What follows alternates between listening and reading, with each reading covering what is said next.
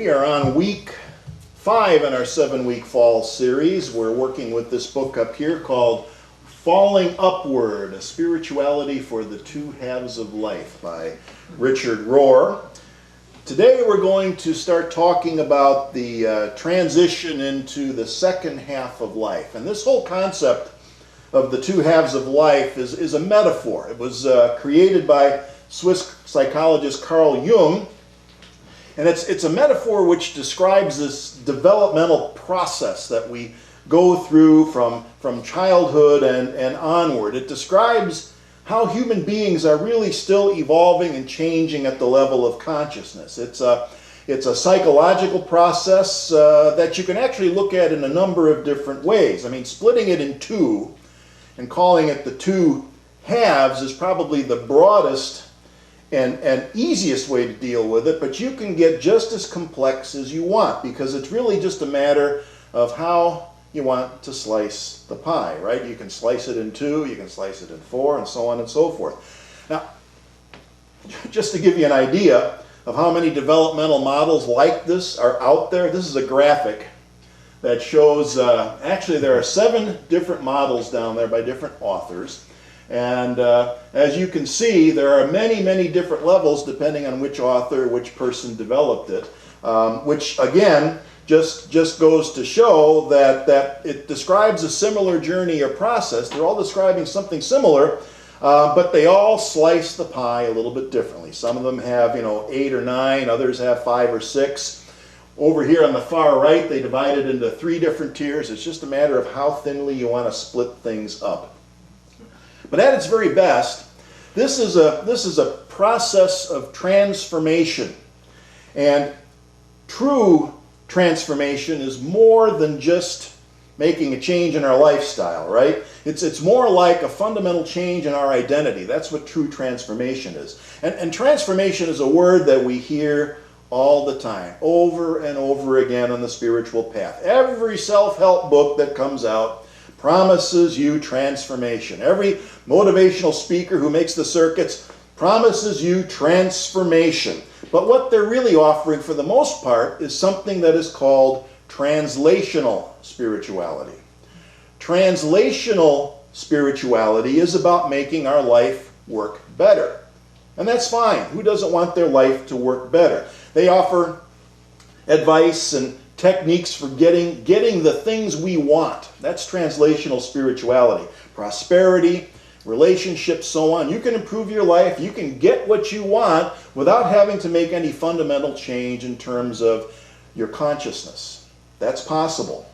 Now last week we talked about how this transition from first half to second half often happens when we come up against things like human suffering and evil. When we start to wrestle with these things that cause what they call this existential angst. Translational spirituality looks at those things, suffering, evil, and problems, and insists that, hey, life is bliss, and if you're suffering, you're doing it all wrong, right? Transformational spirituality changes the way that we see and experience those things, this universal suffering. We stop taking it all personally, as if we're the only ones who experience setbacks, stumbling blocks, and obstacles.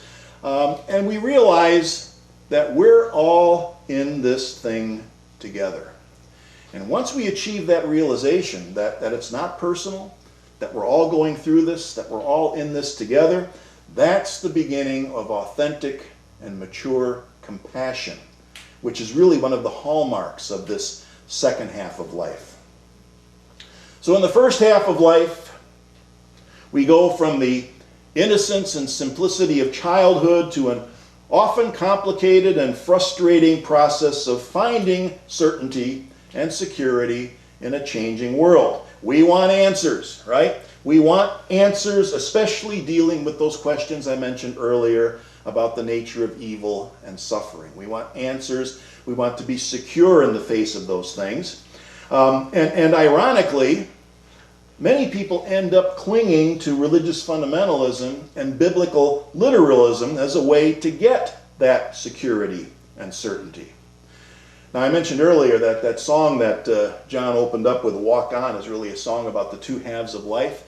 It most certainly is, because life is a process. It's a journey. That's what this metaphor tells us. And yet, some people can choose, in fact, anyone can choose to simply stop.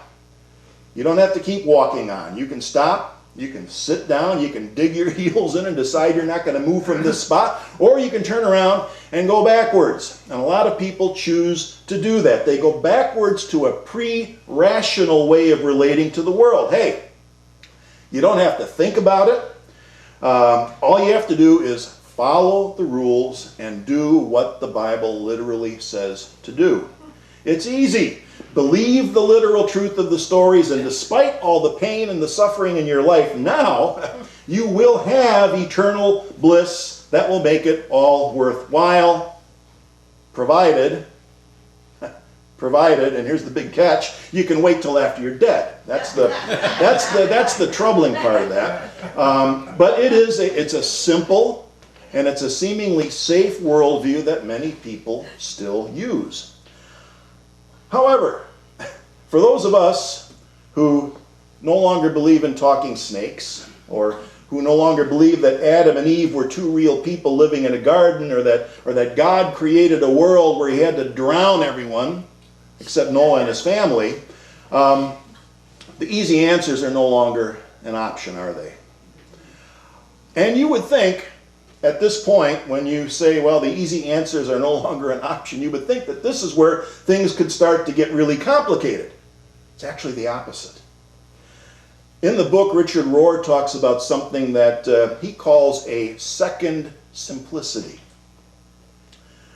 The way it works is that once we give up the need for simple and certain answers, that's when we return to a state of consciousness that in Buddhist circles is known as beginner's mind. Beginner's mind. One Zen teacher describes it like this. He says, in the beginner's mind, there are many possibilities, but in the expert's, there are few. That's from Shunryu Suzuki, a wonderful little book called Zen Mind, Beginner's Mind.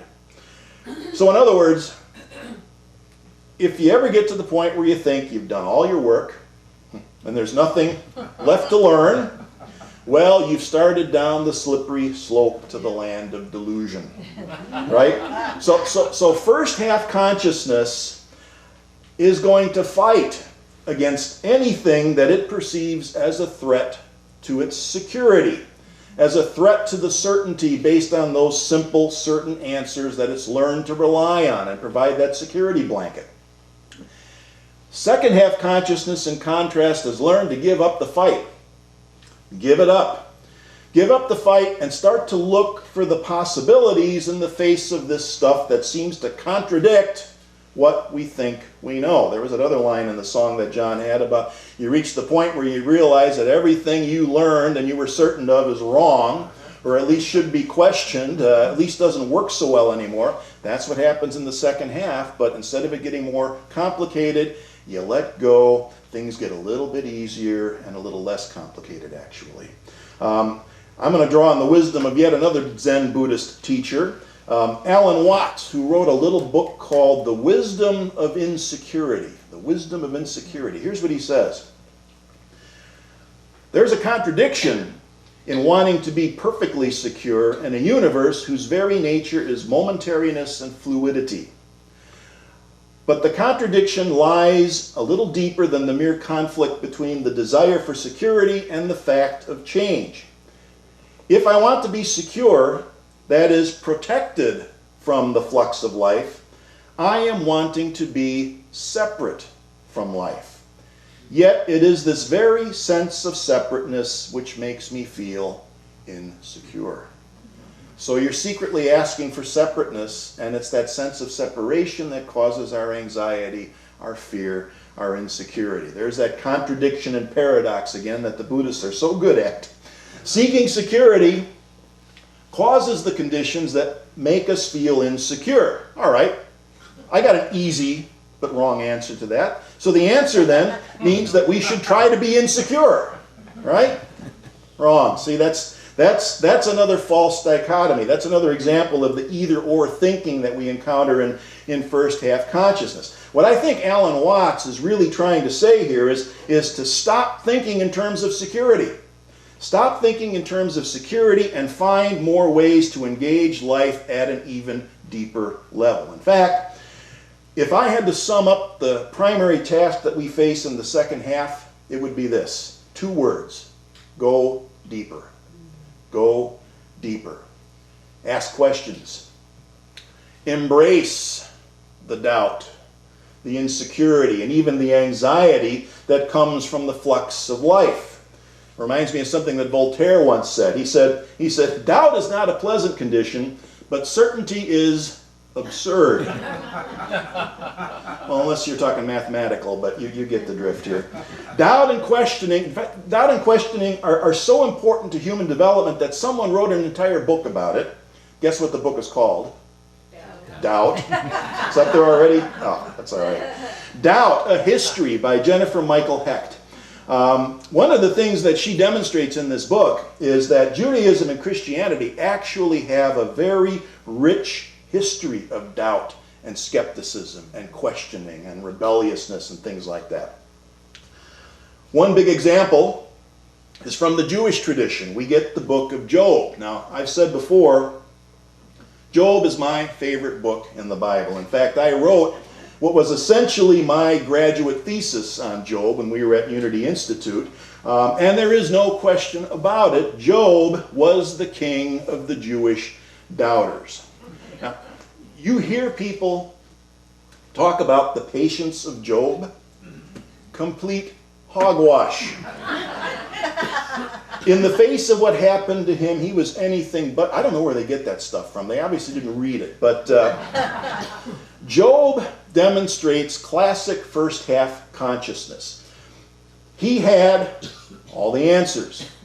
And he was secure in thinking that he had all the answers. He was certain he knew how God and the universe worked. And it was real simple. For Job, God and the universe operate like this moral machine, right? Success, wealth, and a good life is evidence that God approves of the things that you're doing.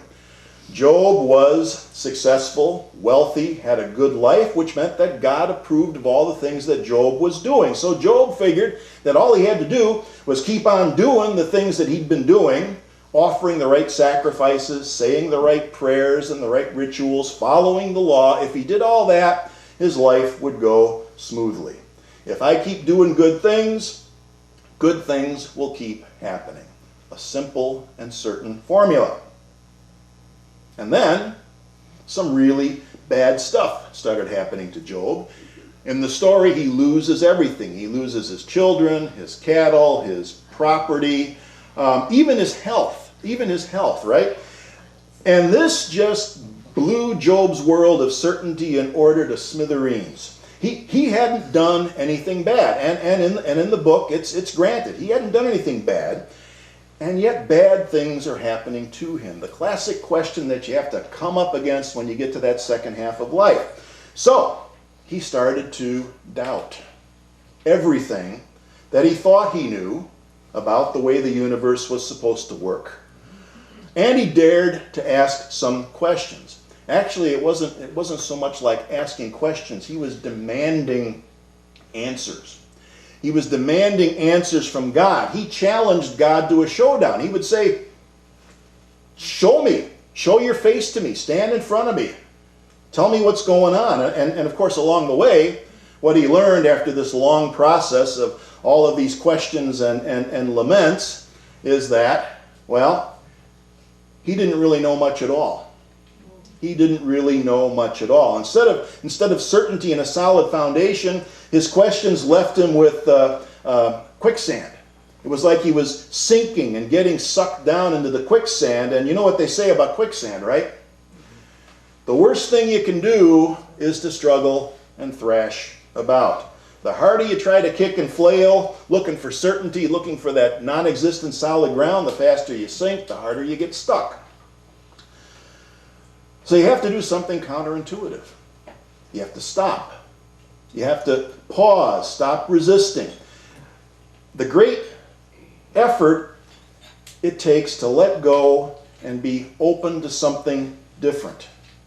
And if we're willing to do that, if we're willing to say, well, I guess I really don't know after all, once we take that great step, that's the next step on the journey to the path of greater awakening, the second half, whatever you want to call it.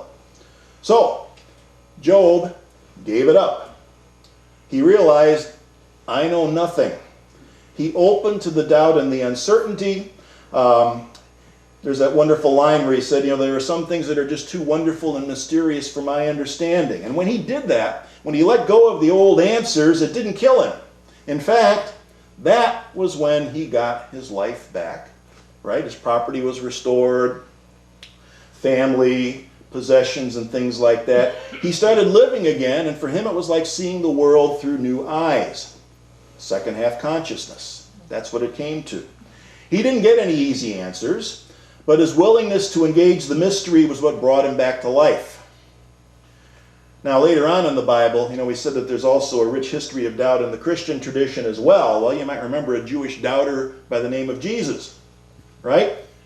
He questioned just about everything that the traditional Jewish establishment held as being absolute, certain.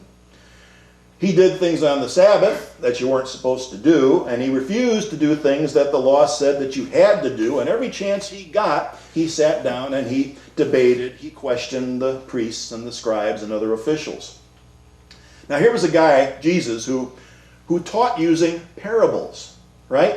Stories that require people to think and to question in order to understand and grow. Jesus never wrote a creed.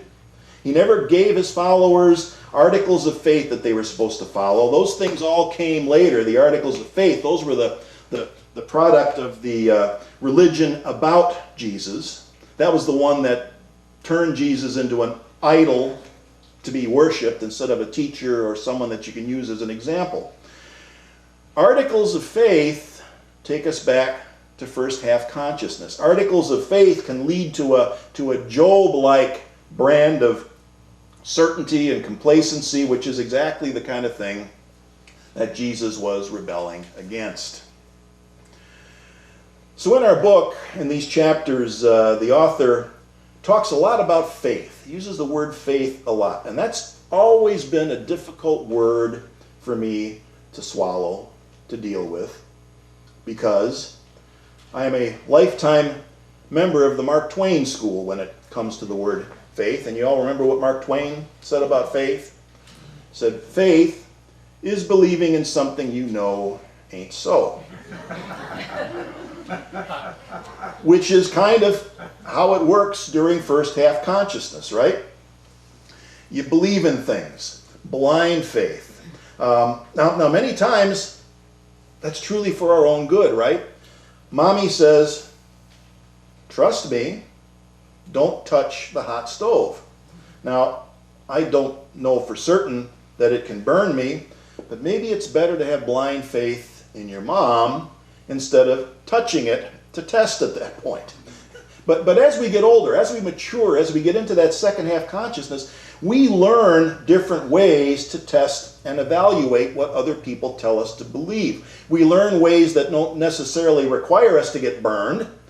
Sometimes we do, but we learn other ways to test and evaluate what people want us to believe and what they want us to do. And we learn that we never have to accept a claim on insufficient evidence. So, we grow from blind faith to what we might call a knowing faith. And here we come to my definition of faith, which is this: trusting what we know to be true. We may know something to be true, but we don't always trust it. We may know what's good for us, but we don't have the trust. We haven't invested enough in it to really make it a part of our lives. Trusting what we know to be true. So, blind faith grabs on to easy answers to complex questions because it feels good. It's comforting. It gives us a sense of security that we don't realize yet is an illusion. Mature faith, on the other hand, trusts what we know, and what we know is that even if there is no easy answer, there are always possibilities. And in the meantime, in this process, our ego has become healthy enough to be able to say three simple words. I don't know. Right? First half consciousness, the ego is at a level of development where those words are an admission of weakness, which is something that the ego hates to do, to admit weakness. The healthy ego, second half consciousness, knows that it's okay to say, I don't know. And it doesn't make us weak. I don't know, but I'll keep my eyes open and I'll get back to you next week.